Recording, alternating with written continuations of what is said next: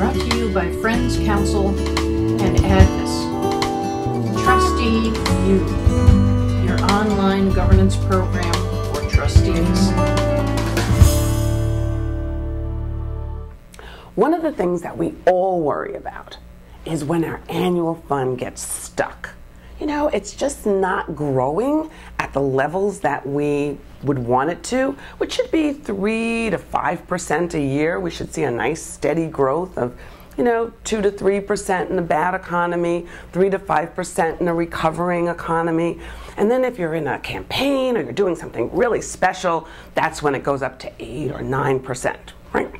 So here we are, we're just stuck. 2%, 2%, 2%, or even 3%, 3%, 3%, but it's been stuck for 5 years, 6 years, not growing. What do?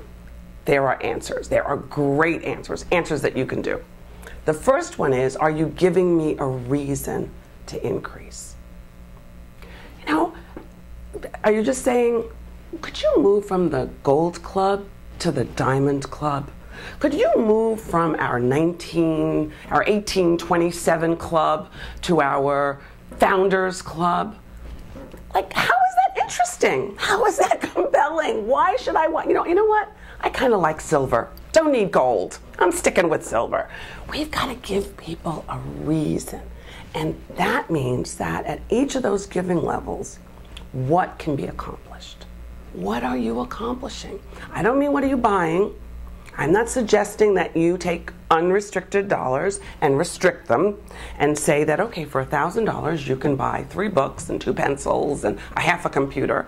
No, I am saying, what impact does a gift at that level have? What does it help your students achieve? That at $5,000, an investment of $5,000, all of our students are able to take place in a community service. And they're out building houses with Habitat for Humanity, or they're learning something in the field with our faculty members, or whatever it is. What impact, and why does that matter? Right? So it's not just what the activity is, but how is this making them better citizens, better global citizens, more responsible people, whatever it is that you're trying to achieve. And at each level, you should have some impact statements, so that now you're giving me a case for why I should move from one level to another. Okay, here's number 2. We need to solicit people in person and ask them for an amount of money. When we let people self-solicit, so I don't know, I bet you don't do this, but here's how some boards are solicited. So the chair of the board gets up, looks around the room, tells everybody at the board meeting, it's that time of year again, so well, you're gonna get my letter, expect you to do, okay, you know what to do, just do it, okay, good, thanks. Sits down. And that's our solicitation of our trustees, instead of sitting down and having a warm, wonderful conversation where I am asking questions, I am listening, and then I ask you to join me with an investment of, and then I say the level, the amount, the impact. Then we need the trustees to go out and do that with their fellow parents, with their fellow alumni. Specific, concrete. If you're doing it on the phone, you can still be specific, concrete. If you're doing it in a letter, we would love you to move from. Now, you know that letters don't work nearly as well as phone calls. You know that. And I know you know that the yes rate with in-person, the national yes rate, according to Johns Hopkins University, a big study they did nationally, is 70% in person. It drops. It drops precipitously when it's on the phone, and it's like down here when it's in the mail. Now, yours might be different. Maybe you have an 85% yes rate in person, and you've got a 62% yes rate on the phone. You could still do better, right? You could still do better by asking in person. Maybe you don't have the resources to ask everybody in person. You don't have enough volunteers. You don't have enough. So pick who you're going to ask in person. But do it. This is going to help your annual fund. Now, here's the third strategy. This is the last one.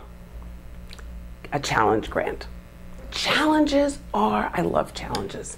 So find somebody who has a little bit more capacity and ask them if they would be willing, and make the challenge exciting, if they would be willing to match gifts. So for everybody that goes from under $1,000 to our $1,000 level, you're going to match it 1-to-1. And if they go up, you know, to the next level, whichever you call your 2,500, whatever you call your 5,000, they'll match it 2-to-1.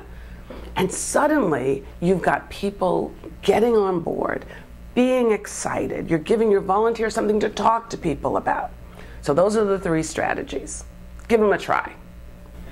By the way, you might be wondering what the stats are for all of the kinds of solicitations. So 70% for the in-person, 25%, yikes, for the phone, but it does a little better if you do phone and email, or phone and letter combined.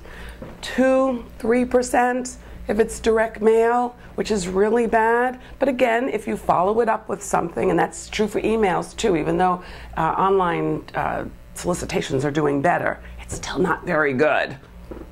In person, the gold standard.